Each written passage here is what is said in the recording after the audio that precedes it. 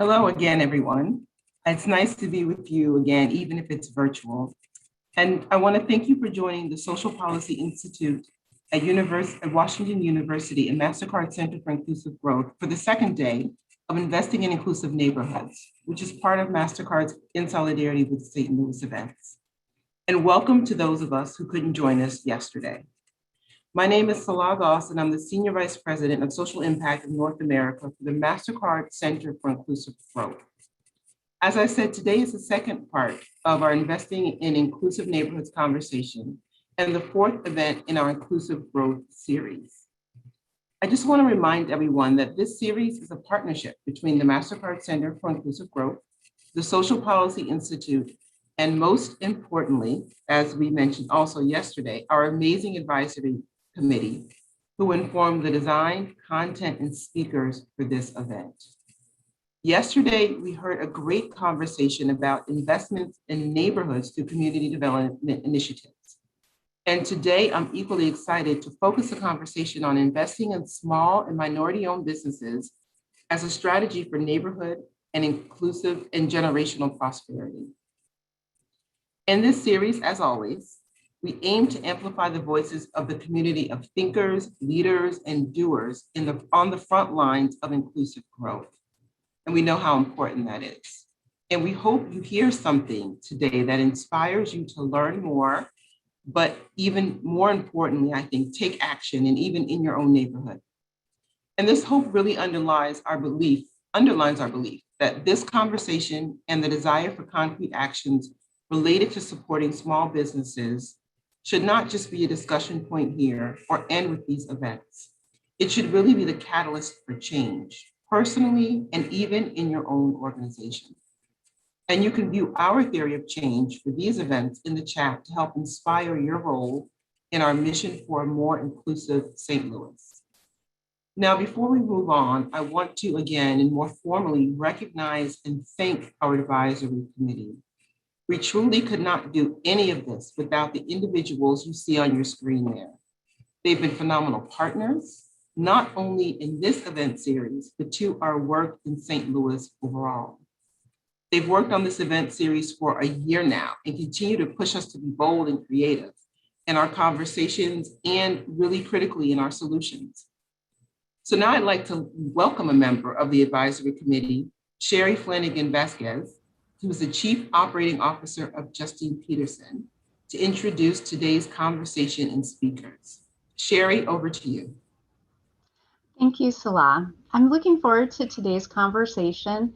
Working with small businesses and equitable lending is part of my day-to-day work at Justine Peterson.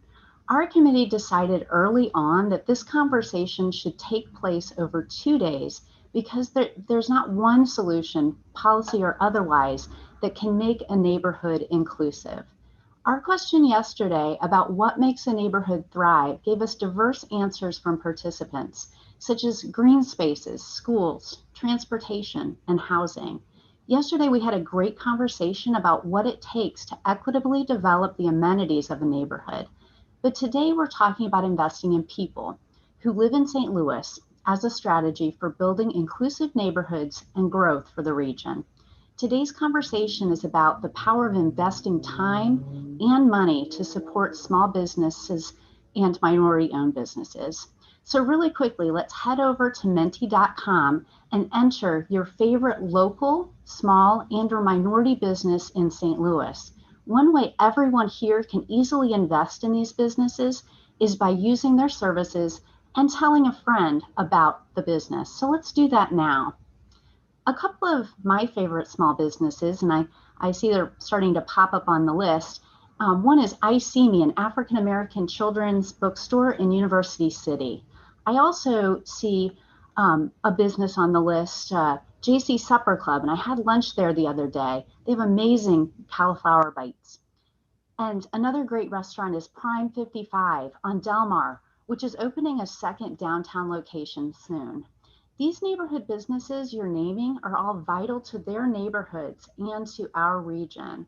Investing in small businesses helps individuals build wealth and assets. It retains talented individuals in our city, and it provides services to the neighborhoods where there may not otherwise be any. Our panel today will discuss some programs and strategies to invest in people and businesses. Vita Jeffrey, founder of Heartland St. Louis Black Chamber of Commerce, will moderate our panel discussion, and Mayor Tashara Jones will provide closing remarks. But first, I have the honor of introducing Rochelle B., who's been such an inspiration to me. I've had the pleasure of working with Rochelle in her role as a Justine Peterson board member for the past 8 years. You'll meet Rochelle in the next video talking about her experience as a small business owner in St. Louis.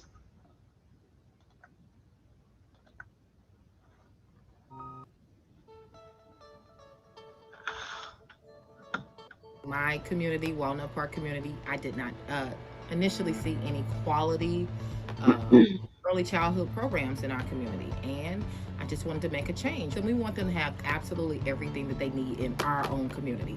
So a quality child care center is what they were missing. So that's what we started here. I believe that small businesses are the cornerstones of our neighborhoods. Typically, they're where you come and you partake in services as it relates to grocery shopping, eating, childcare facilities. They help employ the community and they help build and reinvest into the community. The other side, as it relates to financials, there is a challenge.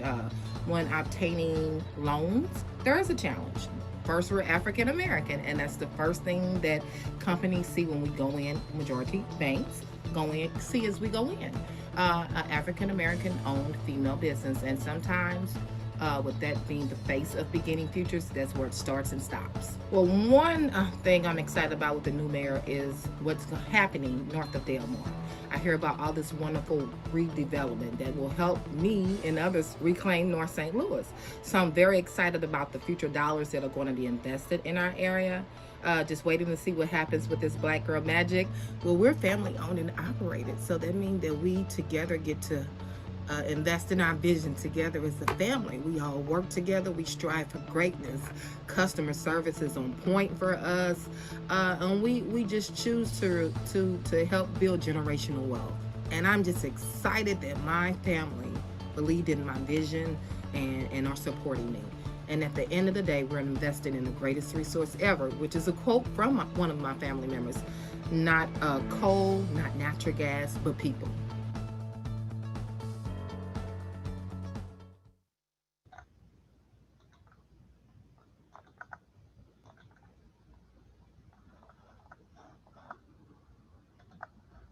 We are grateful to Rochelle for sharing her story with us. As we move through these events and conversations, it's important to remember these policies that we're discussing have real-world implications on individuals. Policy decisions can make or break a small business, and the outcome often has generational implications for building wealth. We are so proud of Rochelle's determination and success, and all of the small business owners who work hard to share their talents and meet the needs of our community.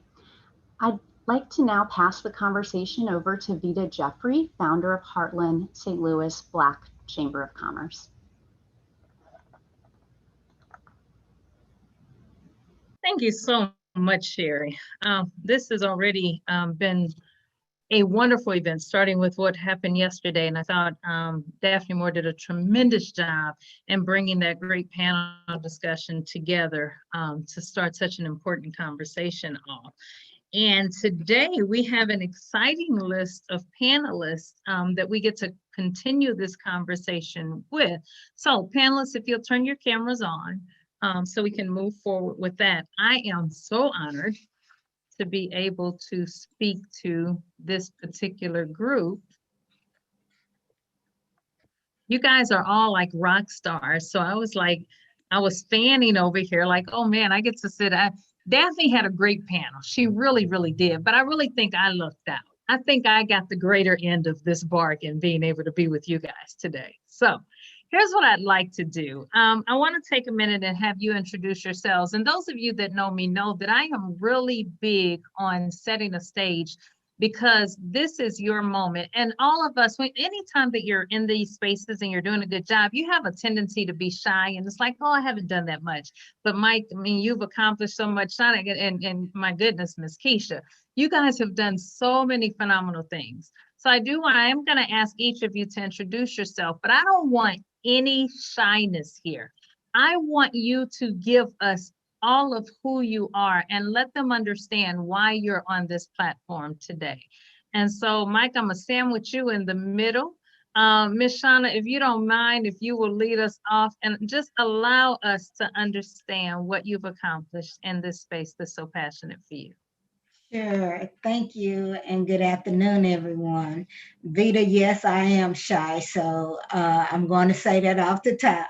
But anyway, I'm Shawna Collier with Justine Peterson, a really great organization that is for the community. My role at Justine Peterson is small business. No, my title changed. So sorry. I am business assistance manager at Justine Peterson.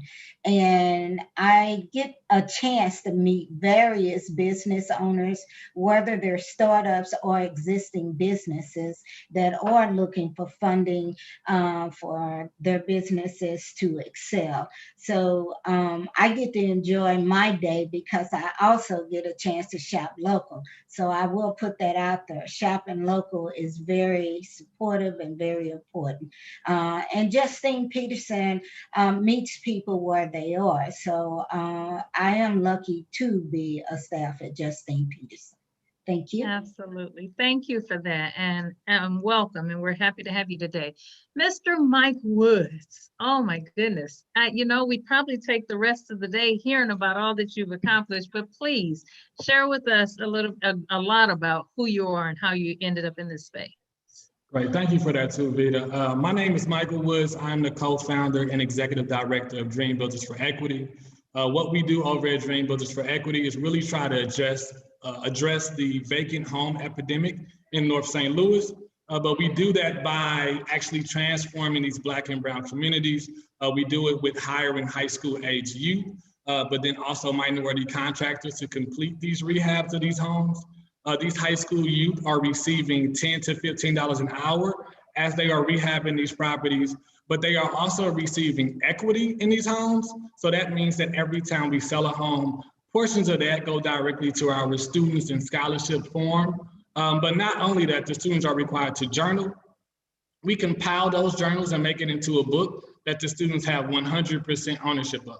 So when you hear about Dream Builders, yes, you immediately think about the real estate portion of it, but more importantly, it's about ownership. It's about our young people, our minority contractors, our current residents in the community, really taking ownership of their neighborhoods, really feeling invested into their communities, but also doing the work of taking ownership of your story and your narrative.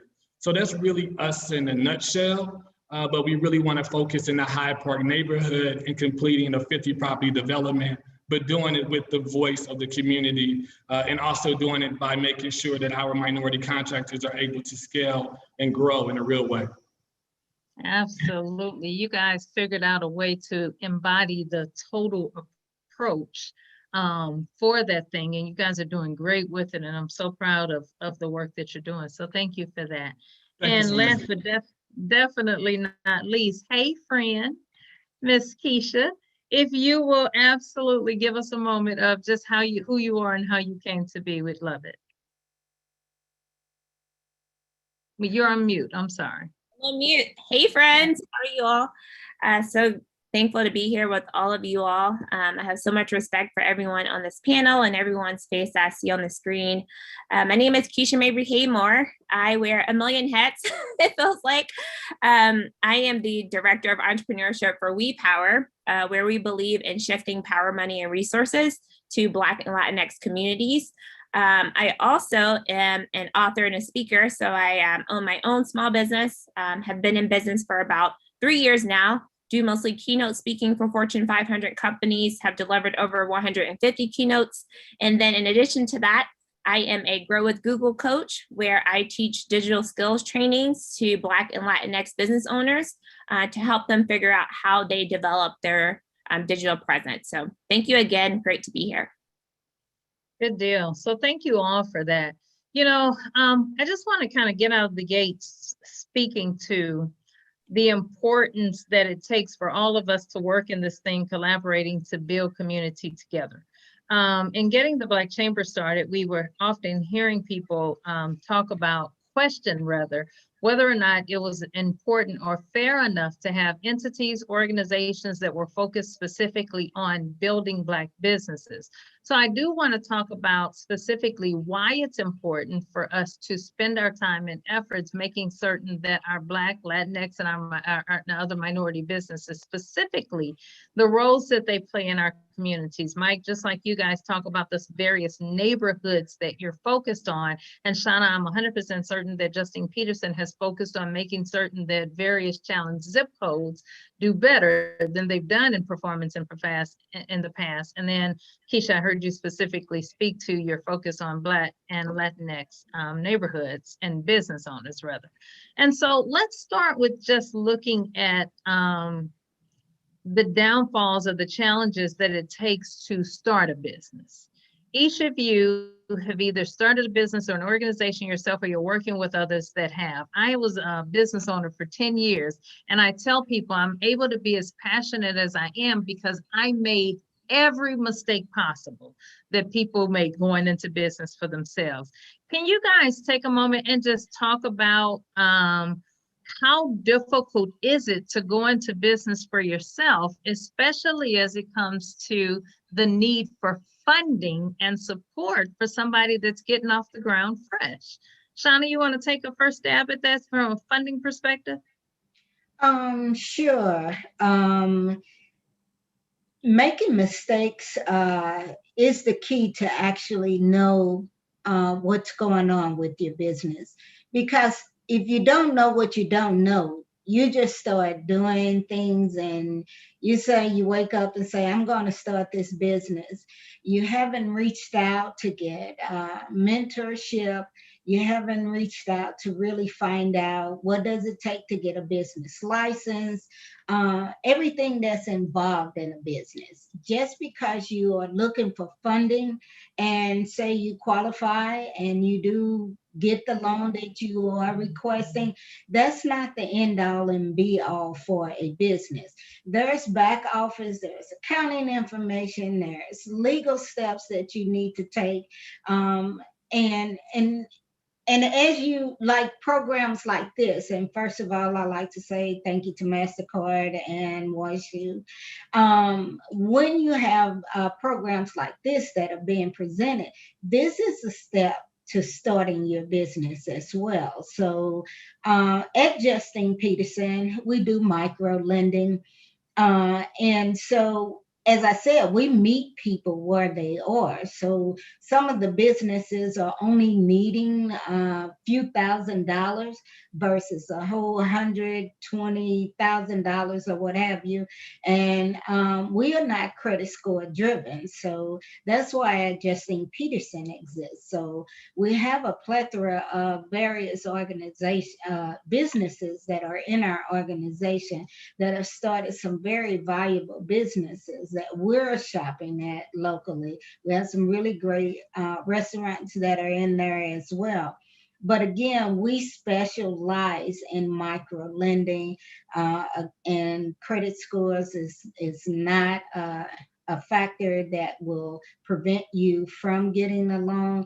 So that's one of the keys that I think why Justine Peterson is so successful, because people do come in and they're like, well, the bank wouldn't even look at me because of my credit score. That's something that we're able to do. And again, we enjoy what we do because we are entrepreneur mindset. It's how the staff is. So when you sit and talk with us about your business, we're guiding you with resources and other partners that we work with in order to assist you with your business. That's awesome. Mike, can you talk a little bit about from a venture capital position?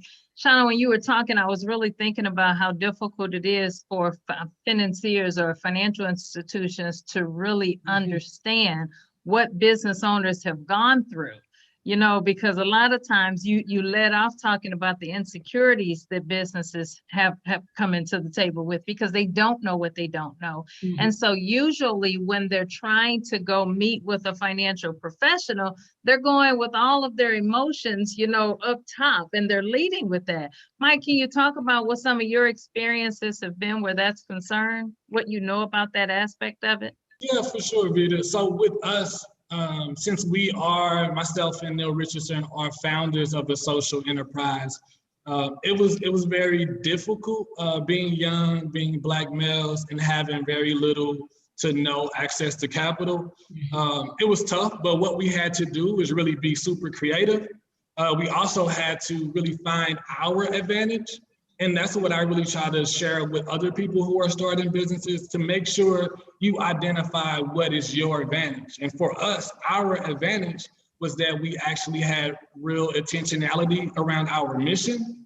But not only that, we had a really great skill of telling our story, controlling our narrative. So for me, being able to communicate that story, that is a form of capital that you can bring with you. If you have no liquid dollars, but if you're able to really tell your story in a way that galvanizes people to really get behind you, and that's what we did. So we knew, again, that our work was working, like we were actually creating the impact that we were talking about. But we just needed to make sure that we got it in front of as many faces as possible to really share our mission. So we utilize our social media platforms. We utilize every news outlet and network that we could possibly find. And we just told them about the good work, the important work that we were doing.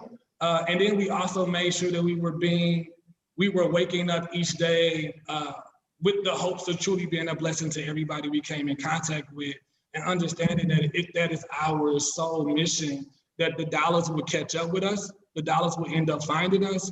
But to be more on the practical side, like Neil and I, we invested our money up front. I remember purchasing our first house that we rehabbed, and I donated it over to our organization so that we can get the ball going. We then also, and I have to shout out WashU, we also won the WashU SCIC competition, which really put us on the map. So that's another thing that I also tell folks, is to make sure you're looking for those outlets that could potentially support you, but also make your name more visible. And that's what WashU did for us. But then we also built strong relationships with people like Shawna over at Justine Peterson, and we were able to get small loans to keep our project going. And we were able to build real relationships to allow us to continue to do that going forward. Thank you, Tavita. Very good. You make such a valid point. One, we have to believe in ourselves and be able to tell our story passionately for others to understand the value that we're bringing to the table. And two, if we're not willing to invest in our business, why are we asking others to invest in it? If we don't believe in its success, then how are we expecting that someone else is going to do that? And so you absolutely showcase that well. Keisha, you want to have input in just talking about the funding piece of it and the difficulties in starting a business and getting that initial capital going. And you've done a tremendous job. You've been able to go out and get national partners even to speak on their platform for what you've done. And I feel like I can remember early on when Hey Friends was just becoming a thing, and you've been able to take it from where it was then and make it national. I feel like I remember the first big event that you did at the Four Seasons. And I'm sure, like most of us that have done anything, wondering, is anybody gonna show up? And then just to have it sell out and do as well as it did. So you want to talk about that path? Yeah, definitely. I'll start by saying funders typically look at two things when they want to invest in you, whether you're trying to get funding on a traditional level or a non-traditional level. I go about it with partnerships a ton, but they always want to know about the team and the traction. And if you look at the data in St. Louis alone, there's over 30,000 Black-owned businesses. Only 8% of them have employees. So right there, you already see misalignment, because a funder wants to know that the team is going to take the business to the next level, and that the business is going to grow and scale without that person and be successful without that person. Well, if it's a solopreneurship, they don't have the faith in that business. So what I've learned is human capital gets me to social capital gets me to financial capital.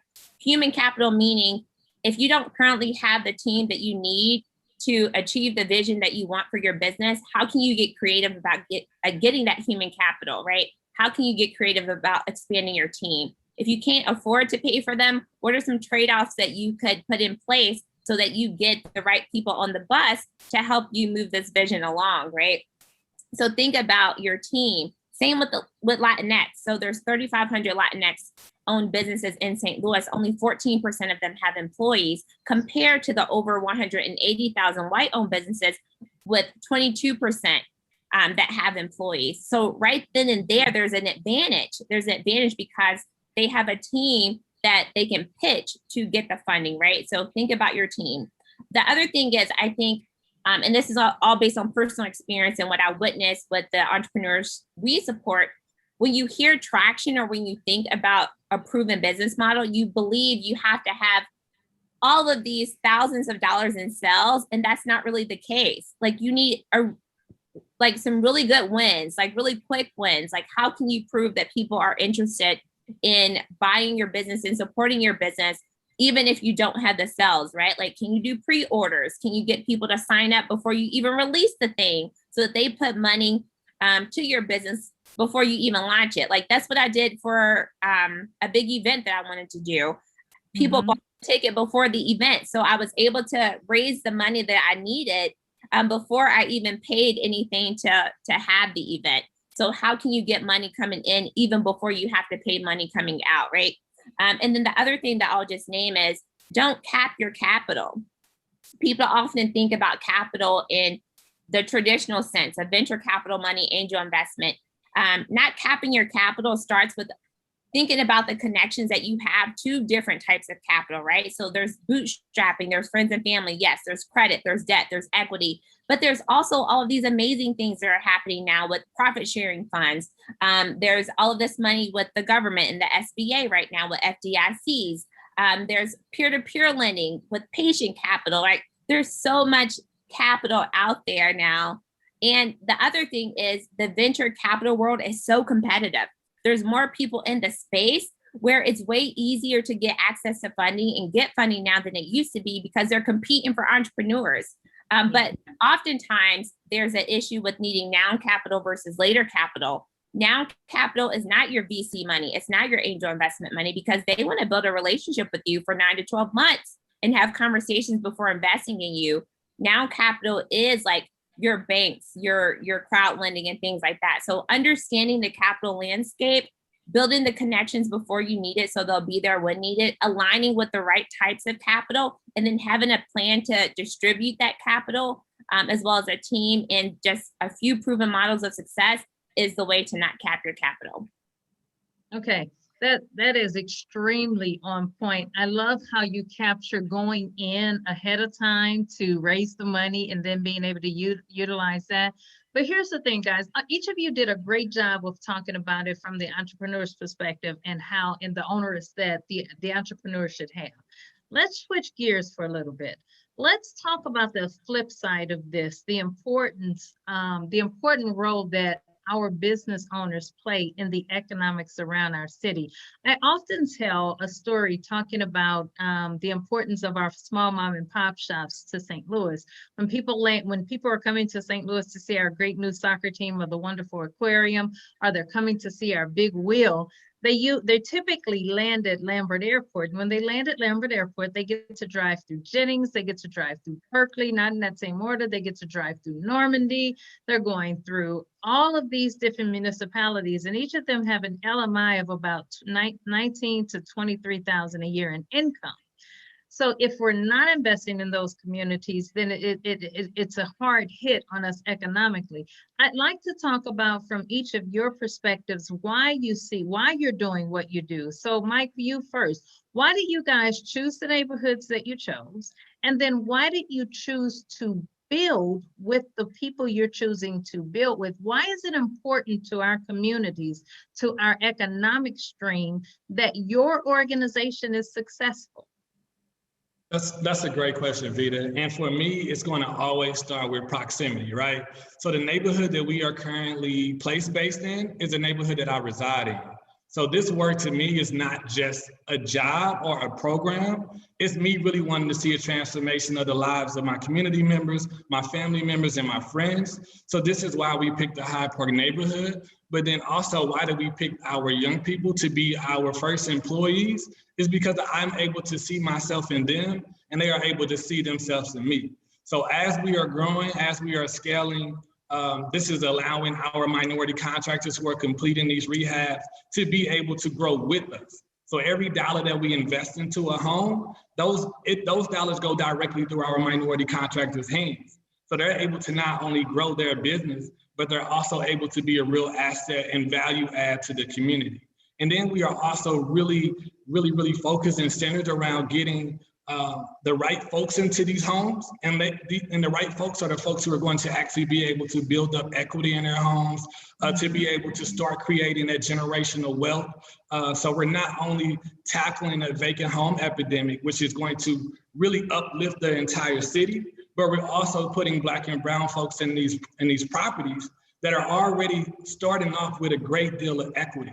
So again, as we continue to grow the market in these communities, these folks will be growing their value in their home and also being able to pull from that home to actually create real wealth for their family and friends. So again, everything is extremely intentional. We want to make sure that we're placing Black and brown folks at the center of this conversation, especially when we're talking about bringing back North City. If we can bring back North City and also strengthen the actual generational wealth of Black and brown folks, I think that will actually uplift the entire city in a very real way. Absolutely. Well said. Quite well said.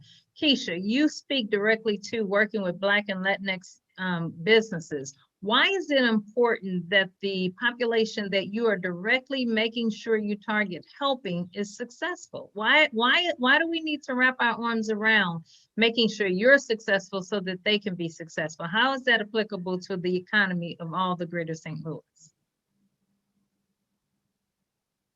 For me, it's so simple. We should all have a livable wage job. We should all have a livable wage job. And that's as simple as the answer. We also know from the research, from data, that small businesses are the backbones of our society. They create the most jobs. And when we invest in Black and Latinx business owners, we can create more livable jobs. The other aspect of that is I believe we should all have generational wealth. Like, I don't have a trust. I don't know what that feels like. I have friends who have inherited money. I would love my daughter to know what that feels like.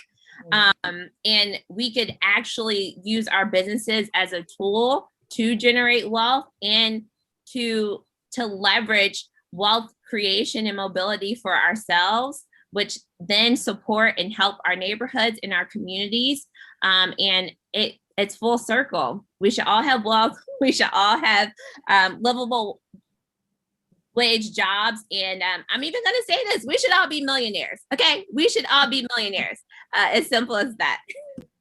Absolutely. Why should everyone else have all the fun and we not feel that same reward?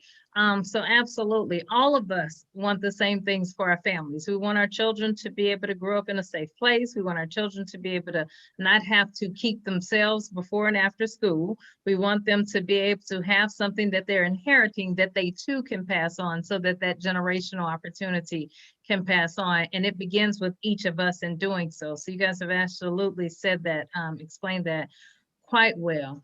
And Ms. Shawna, even as we look at funding for or creating space for our businesses, organizations like yours are a necessary piece to this puzzle, because we've got to be able to have partnerships where we can go out and tell our story. Somebody that we can sit down with where we're not ashamed to talk about our missteps, who understands our missteps, and then who, for a great and who can not put us in position of having to pay too much for what we're borrowing, so that we can afford to pay back what we have.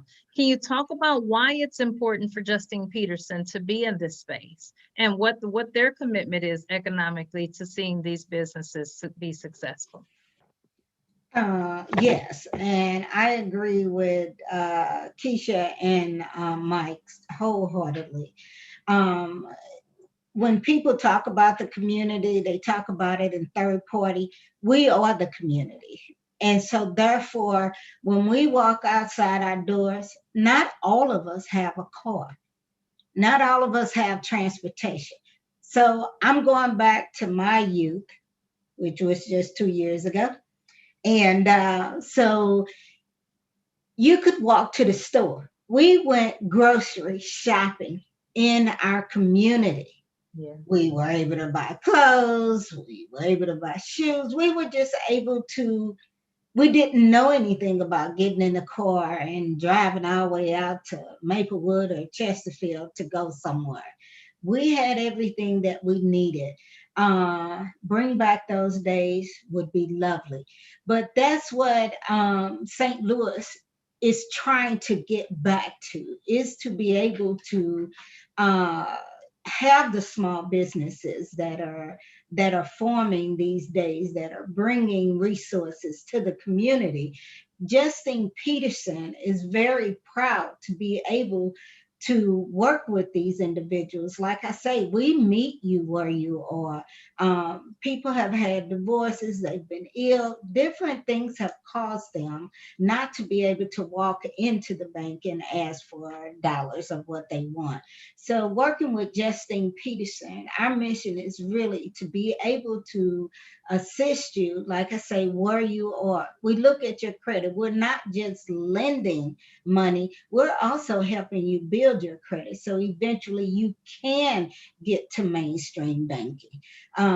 Myself, came out of banking, and so I know what it was like when people came and sat at my desk and was saying, I have this great idea, I want to start this business, but I need all this money. So when you ask certain questions for financials, they had no clue of what it is that you were even talking about. It's like, what do you mean? I just need money just to start my business.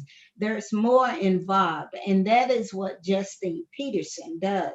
We sit with you. We find out what it is that you are needing your funds for. What else can we help you with? We have a plethora of partners that we can reach out. And it takes a village, as we say it all the time. It takes a village to raise a child, but it takes a village also to raise a business.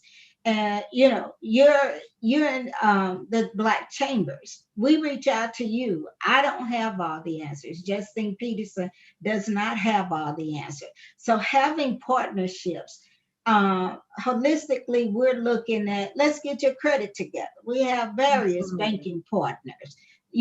This is what we're doing. We're working with them to get this business started, but the business will eventually grow to another size. They're needing additional funding. Help us help this potential business owner get to you in a couple years.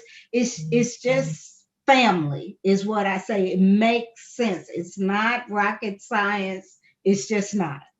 And I think that's the part that we have to keep in mind to make sure that we help small businesses understand. The pathway is, when we start with CDFIs, it's not to get with a CDFI and stay. It's actually to be able to work in partnership with our funders, our bankers, to be able to move along the lending path. So we may start with a CDFI. They may have a slightly higher, hopefully not too much of a higher interest rate that they're charging, but then move on to traditional banking, where then we can move into having someone to work with the totality of the business. So when we have to then buy new machines or buy new cars or go out and get new pieces to make our business run, we now have that piece in place. The other thing that I think that bears us discussing is understanding the importance of a solid ecosystem. We have to be able to find, one of the reasons that the chamber was built was to organize the Black community so that people could find the businesses. If we wanted to be able to spend our dollars with a Black-owned business, we didn't know if we had to go to African-American, if we had to go to minority, we didn't know where we had to go. So we created a space in our directory for people to go to one website to be able to organize us so that we know how to shop and spend our dollars. But in looking at that way, and I gotta say this, each of you touched on the importance. Mike, I almost called you Neil, and I was gonna really have to apologize. But Mike, you talked about proximity being so important. You know, neighborhood businesses hire the people who can walk to those businesses. If we're not supporting the mom and pop shops and the corner stores and those type of entities, then we're taking away from people hiring employees who can then pay into our school district taxes and buy cars and rent homes and buy homes and all of that. And so that ecosystem has to work. Last thing I want to say is you guys are pretty much powerhouses. When you all talk, those of us that have been in this game for a long time get nervous because your confidence level is on 50. And I want to be able to bring those that come to the table with some insecurities and that are dealing with their own barriers into the conversation. When I started out in business eons ago, I'm sitting here looking, guys, and I'm like, man, you guys were kids when I was a business owner. I'm like sitting over here just a little bit hurt. But when I started out, a man told me something that I never forgot. He told me that I needed to make certain that I got a hold of the family drama that was interfering with me being a successful business owner. And that was a very poignant point for me. I had to move to where I didn't talk to my family until Friday morning. That was the only time I was willing to talk to my family members about, well, who shot John, what was going on, because it kept taking away from me focusing on being successful. In order for us to be a fair portion of what's going on economically, we've got to get rid of the barriers and challenges that we're dealing with. Economic, and others don't even know we're facing them. Can you guys speak to what you think would be helpful in helping people put the barriers that in front of them, their personal barriers and those that we are setting up in our policies behind them to help them be successful? And I know that's a mouthful, so let me go through it. We're looking for how can people put their personal barriers aside, because Keisha, every time I see you, you have your public face on. When something is going wrong, you let people know this isn't the best day, but guess what? I got to keep going. So what is it that people need to do to put life aside? And then what policies do you think that we need to work collectively as a community to change so that as people are dealing with their own life issues, they still can get ahead and don't have to step over that as well?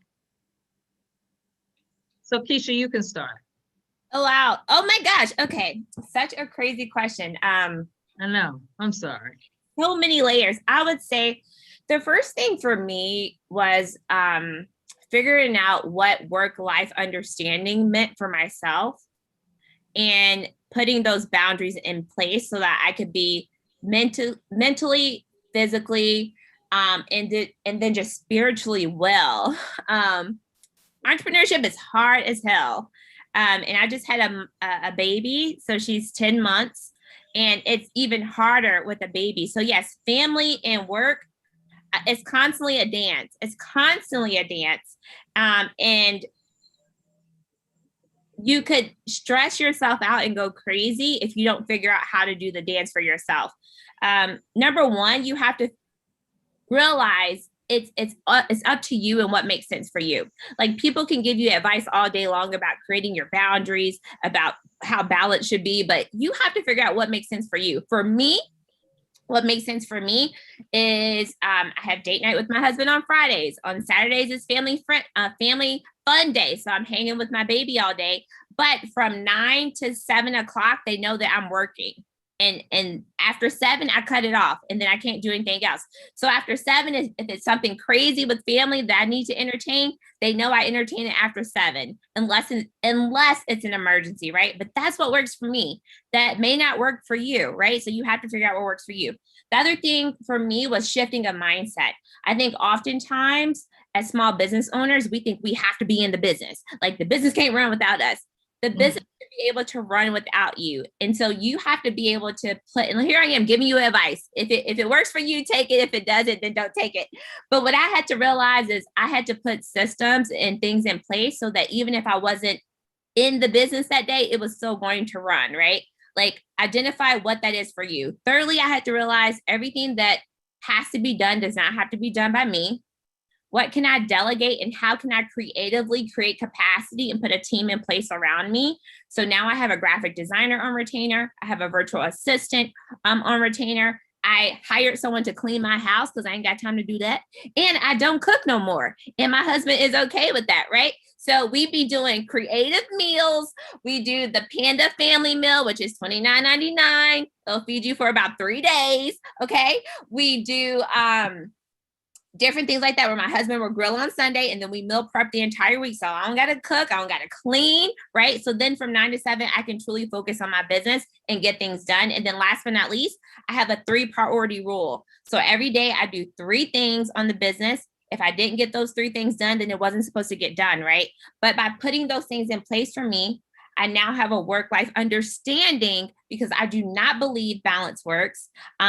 But understanding has been such a blessing for me to be able to run my business and be present with family at the same time. So I don't know if I answered your question, but that's— You did. So only thing, so in terms of the policies, what policies do we need to change to help somebody like you balance and juggle all of those balls? It's clear we need your business, your organization to be successful. So what policies would be helpful to help you do what you're doing better? I'm not sure about policy. What I am sure about, though, is this idea that when we support, and I hear this all the time, and it irks me, when we support Black and Latinx business owners, we come from it from a stance of, I'm helping you. Like, I'm doing this to help you, and you should be thankful to have my money. Yes. And $20 is not the thing that helps me. Thank you, but it's not the thing that helps me. We have to shift our mindset as consumers and know that supporting a small business means that you may be inconvenienced, and we have to be comfortable with that inconvenience. No, I may not have an app that you can order from. No, when you contact me, I may not respond to you the same day. That does not mean I'm not professional. That does not mean my customer service is bad. It means that I may be a solopreneur, as I just said the data earlier, right? So you need to be okay being inconvenienced.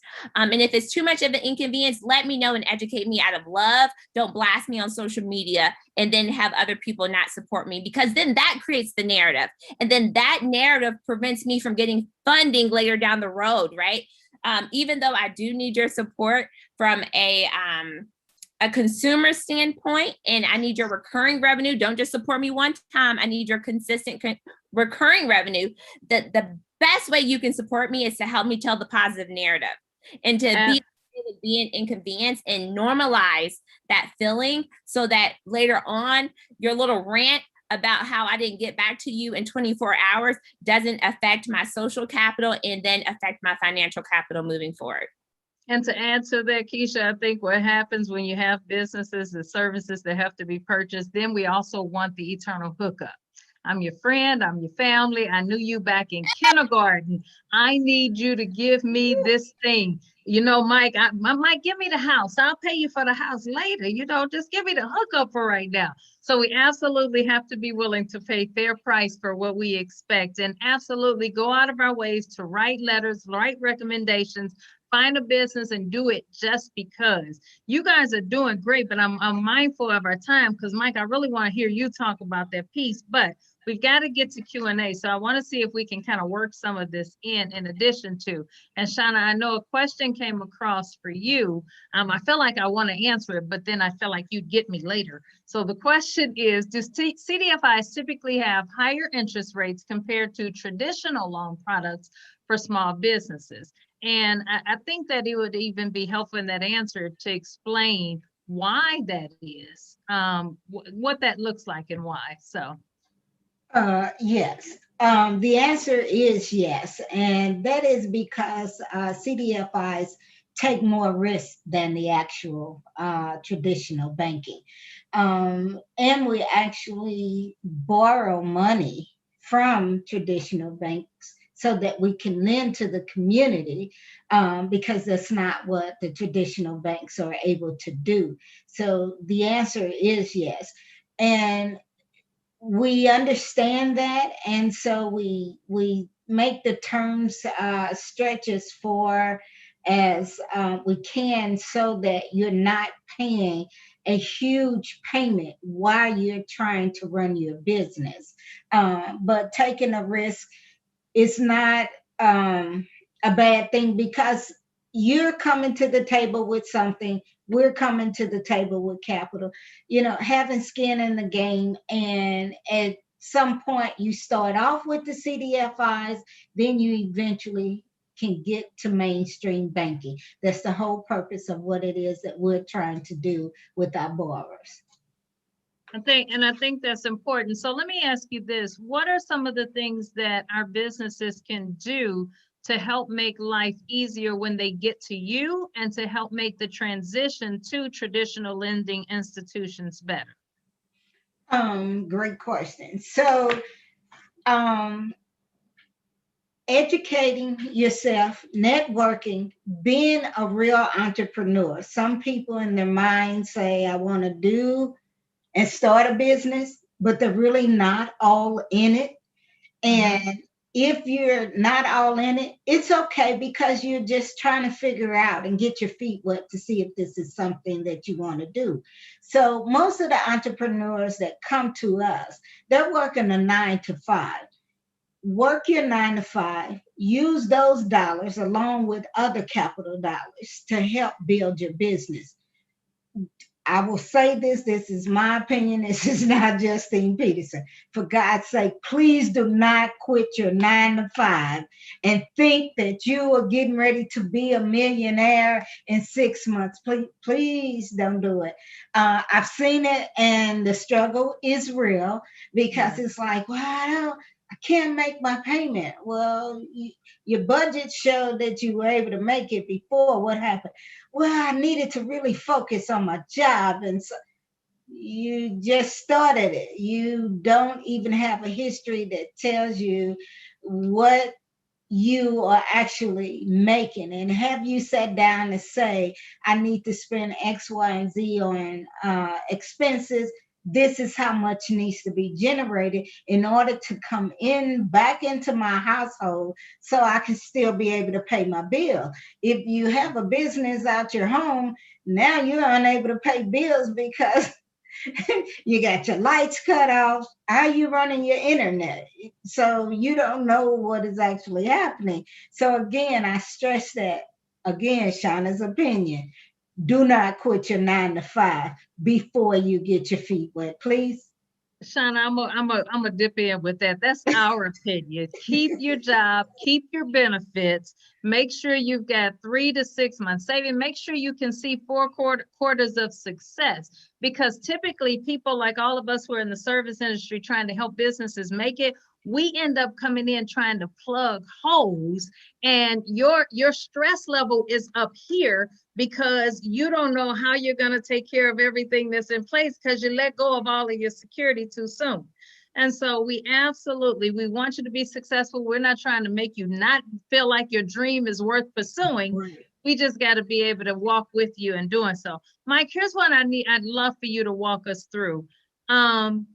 You led off talking about how good you guys were at being your hype man and your own pitch man, And so can you give some pitch points to those that have been sitting here listening, and they're taking that introspective look at, man, okay, these are the things I should have done differently. How do I start over? What are some tips that you can offer? Because right now we've got some great sponsors of this particular event, and we've got people listening in that are trying to say, man, I want to invest in companies. I want to go find not the usual suspects. I want to identify some new talent. That new talent that's sitting there listening, what points can you give them on how to present themselves so that they can be seen in the light that you and Neil have been in? You and Neil have done such a great job that you're in every conversation that comes up about how to do this thing right. And you guys grew up in neighborhood, you know, and for sake of this conversation, I'm gonna say you're just two regular Joes who just grew up with a vision that you're able to carry forward. How does someone who's in that spot now take your words and move forward with that? I love that, Vita. The first thing that comes to mind for me is always going to be really, truly believing in whatever it is that you're doing. Like for us, I think we have been extremely confident with being visible and speaking on every platform because we truly believe in the work that we're doing. So I think if you start there, if you find your true passion, you find a real problem that you want to solve, you're going to feel obligated to get in front of every screen that you can possibly find to share that mission with the entire world. And you're going to have that sense of pride that's going to make people say, you know what, I got to get behind this guy. I got to get behind these guys because they are truly passionate about this work. And they are also finding ways to be creative and innovative to solve the issue. I think to begin with, if we didn't believe in the work, we would definitely not be where we are. But once you believe in the work, then you have to actually take the steps to actually getting the work done. And then you're being able to really see the lives of your participants, seeing them actually change. So for us, we know we have put over $600,000 of youth employment to our young people. We know that our young people have sold over $40,000 worth of books. We know that we have completed over 25 properties and projects throughout North City. We know that we are being really intentional about building up the equity in the current residents in the neighborhoods that we serve. So every rehab we are doing, we are also identifying a current resident and providing them with $5,000 to $10,000 worth of free investment to build up their home. And because we are doing this with such intentionality, it gives us that real drive to get in front of as many people as possible and tell this story, because we know if you see the story, you're going to find a way to participate with it in some capacity. You know what I appreciate so much about what you said is you guys were also diligent to show the results. You know, oftentimes we come to ask for money, but we don't have the data or the backing. And you guys are being intentional to be able to show the results. And that's a wonderful thing.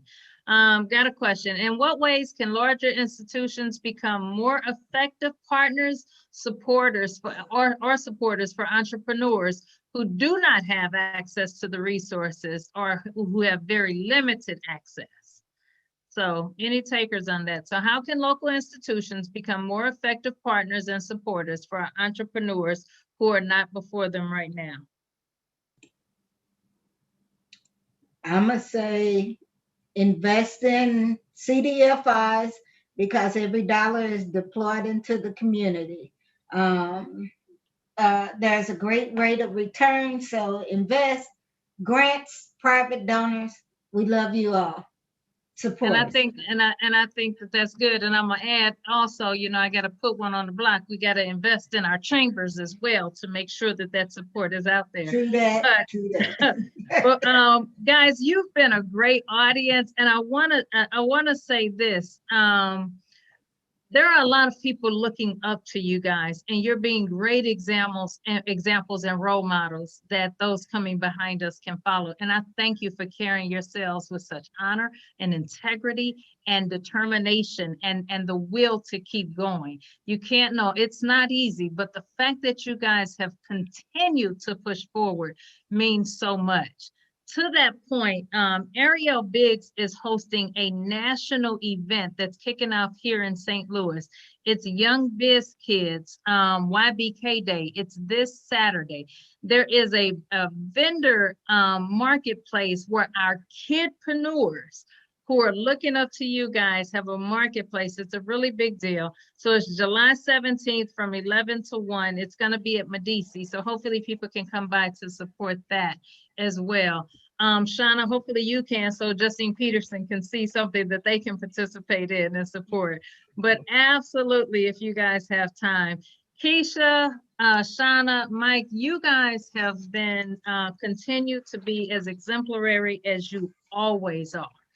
Real quick before we close, how do people get in touch with you if they want to follow up and hear more about what you're doing individually? Keisha, you first. Thanks so much for having me, and always great to see you, Frian. I am at Keisha Mabry on everything, Keisha at Keisha Mabry or Keisha at wepowerstl.org if you want to contact me. However I can be a resource, please let me know. Love to be here. Thank you again. Mike? Yep, you can actually look up Dream Builders at dreambuildersforequity.org. You can also find us on all of the social media platforms, dreambuildersforequity.org. And then also my email is michael@dreambuildersforequity. And then lastly, Shawna. JustinePeterson.com. Yes, you will be able to see all of us on there. Telephone number 314-533-2411, extension 136. Email us SCOLLIER@JustinePeterson.org. I'm at 1023 North Grand. Thank you. Perfect. Thank you all so much. And now we get to turn our show over to our illustrious mayor. So we are going to, it is all of our honor to be able to welcome our mayor to this. Mayor Jones, you and I go back several years when you were busy advocating for equity in banking. You were advocating for the financial future of our children. You were trying to help. You've always been a voice to help make certain that our communities were heard and they had a chance to operate. And we thank you for that. It's so exciting to see you in this historic space today. So thank you for being here and thank you for the work that you continue to do. I want to just kick us off. We've had a very important 2 days in these conversations, just talking about supporting our thriving neighborhoods through development of business and investment. And everybody's always talking about how do we make certain that North City and North County changes and grows economically. And I know that that is a passion of yours also. So I want to pass the mic for you to speak to us about what all of this means to you and your administration and how our community can get involved in the vision that you have for where we're headed these next several years. So I turn the mic over to you. Good afternoon, Vita, and good afternoon, everyone. It's a pleasure to be here with you today for this two-day symposium focused on equitable building and growing our communities. As the first mayor in over 20 years to be born and raised on the north side of St. Louis, and I still live there, I'm all too familiar with the inequitable community investment because I have witnessed it firsthand. I've watched as the neighborhoods where I grew up in experience continuous intentional disinvestment for decades, from the mass exodus of white city residents to the suburbs in the 50s and 60s after desegregation, to the lack of basic city resources distributed to predominantly Black communities, to the gentrification and displacement we're witnessing today. We know the status quo doesn't work for all of us. Black Americans have always been left behind when it comes to new opportunities to succeed. And in the city of St. Louis, we're no exception. Even today, we continue to witness the devastating effects of the historic disinvestment from our predominantly Black and Brown communities. The status quo has redirected resources away from North City, taking away jobs, economic development, neighborhood stabilization, and the health and well-being that comes with those resources. As new opportunities arose in the Central Corridor, Black and Brown people were once again left behind. I've said it before and I'll say it again. We're not a poor city, we're a cheap city. And it's always communities of color which bear the brunt of the city's frugality while massive investment goes to the Central Corridor and downtown. We have a real opportunity for change coming up soon. And it shouldn't matter which side of Del Mar you live on or which zip code you live in. Everyone deserves to live in a safe, quality, and affordable housing and live in thriving communities. You're here today because you believe this as well. With strategic and intentional investment, we can work together to reverse decades of disinvestment and prime our neighborhoods for real growth. That's why it's called inclusive growth. It's a collaborative, multi-sector, community and economic development approach, leveraging public and private partnerships to reinstate equitable investment in our neighborhoods. We need to increase home ownership in Black and Brown communities to stabilize our neighborhoods and build generational wealth, since most of us hold our wealth in our homes. The city of St. Louis scored 47 out of 100 in home ownership equity. A little over 30% of Black households are owner occupied, compared to over 55% of white households. Home ownership helps build stable, strong communities and contributes to the tax base to pay for vital city services and infrastructure. Investing in home ownership is an investment that touches everyone. We also need to support small businesses, another major pillar in stabilizing our communities. They're job creators, revenue generators, and they're at the forefront of innovation, just like the panel of wonderful people that you featured earlier. But unfortunately, the country is still grappling with the negative economic impact of COVID-19, hitting our Black and Brown business owners the hardest. A study conducted by H&R Block showed that 53% of Black small business owners experienced a significant decline in revenue compared to just 37% of white business owners. Inclusive neighborhoods requires equitable investment in small and especially minority-owned businesses in a way that past governments have failed to do. Those who know me know I'm also passionate about fighting the disparities that exist within our banking and loan or financial system to create new ways to remove barriers for aspiring homeowners, small business owners, and account holders. And while we talk a lot about food deserts, and rightfully so, we have to remember that banking deserts in many of our neighborhoods hold back thousands of people from economic empowerment. I believe that the solutions to such challenges are in this room and on this call, and I am committed to supporting the recommendations that come from this collaborative effort. My administration is already taking steps to right the historic wrongs in our city by getting the investment to the neighborhoods that need it the most. I am seizing this opportunity for the city to be a key player in determining what our communities look like instead of sitting on the sidelines. We've already shifted towards being an active partner in development, not a passive one. My administration has already renegotiated development deals with entities like the City Foundry to direct money to the Affordable Housing Trust Fund.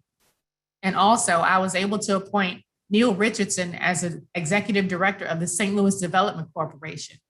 Neil has almost 15 years experience working at US Bank and is the president of Dream Builders for Equity, a community organization that empowers youth by instilling in them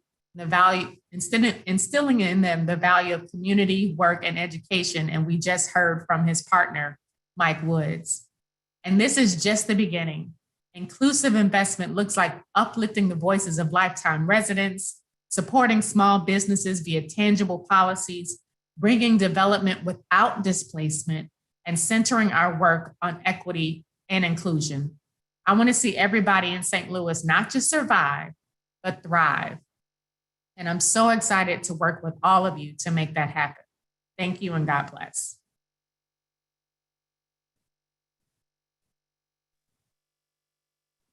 Thank you for that, Mayor Jones. You gave us such a mouthful of understanding.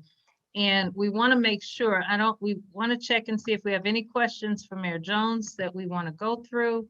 We've asked the question. Here's what I think. You laid out just a wonderful plan, and our businesses need you at the helm, laying out those things that you can do.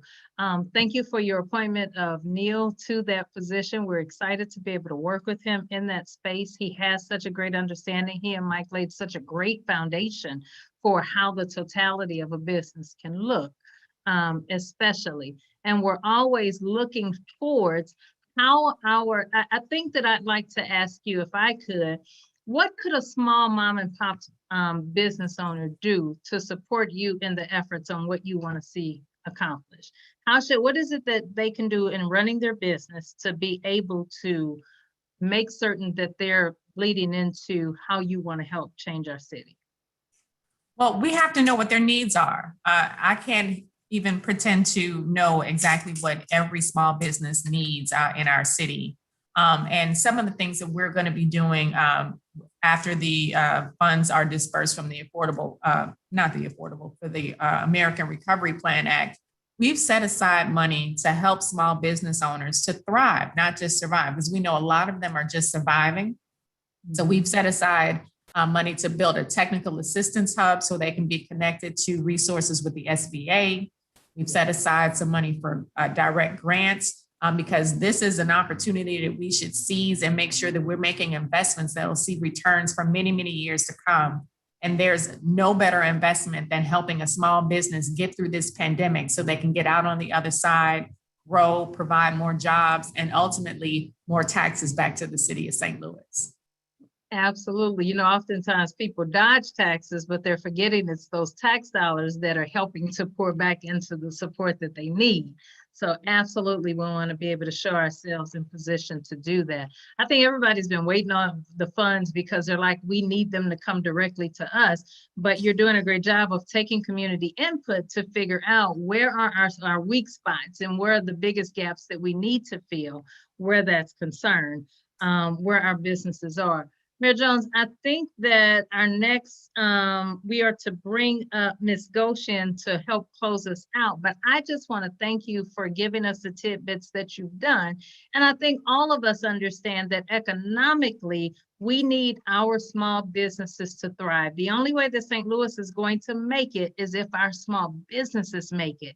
They are the backbone of our foundation. You've shown that you understand that and you're here to support, and you always have a listening ear for those that are willing to listen. So ours is to turn it back over to Ms. Ghost. Thank you again for the work that you're doing in community, and you are always willing to take the stand and help. And let me ask you this before you go. I'm so sorry, I should have had this first. If people want to ask any further questions, who in your organization should they get in contact with? Well, the easiest way to get in contact with the office is to send an email to mayor@stlewis-mo.gov.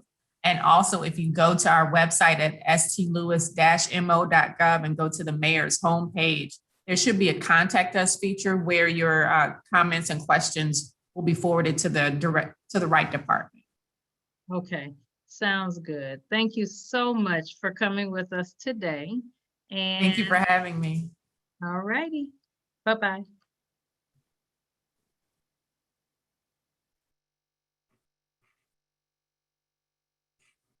Thank you for that. And I guess it's my duty to close us out today. So I want to thank Mayor Jones again and to say that I look forward to seeing you and your team next week. And many of you actually on this call when we're coming to St. Louis next week to do some in-person meetings. And we're going to continue to talk about this topic of inclusive growth, but specifically to address our commitment at Mastercard to support and invest in Black communities. And I also want to thank all of our speakers over this past 2 days. When I say that this has been the favorite part of my week, it would not be an exaggeration. I think the wealth of speakers, the depth of knowledge, the experiential tidbits of gold that have just been dropped throughout these 2 days, I think, you can't put a price on. And even though we're virtually, it's been singing through the screen, not only how important these conversations are, but how important the voices are that we have around the table. And I also love this conversation because it's been solution oriented and highlights the importance of proximity. And what I mean from that is we heard from the business owners themselves. We heard directly from Mayor Jones, who is leading the charge, firsthand. We heard from her directly. And so I just want to thank all the organizers for that, the partnership with WashU and everybody else. And also thank you to the audience who's hung in there with us. I've looked down a couple of times and seen over 100 people on the line consistently, and we know that takes dedication and commitment as well. And just thank everyone also for the intentional efforts of investing in inclusive neighborhoods. I heard that word inclusive so much, and I think it can't be overstated. And also, we'd just like to thank everyone involved, but also just ask you for one more thing and invite you all to take a moment just to write down one way in which you personally will commit to investing in inclusive neighborhoods based on what you heard today. So what is the call to action you heard and how will you action it? And you can also submit it on menti.com anonymously, and we can share those results in follow-up emails just to kind of keep the conversation going. I think my last job is to thank you once again in our advisory committee to the Social Institute for gathering us together again here. So thank you very much to the advisory committee. I couldn't say that enough. Please use the link in the chat to share quick feedback so we can continue to provide what we hope are thoughtful, relevant, action-provoking events in the future.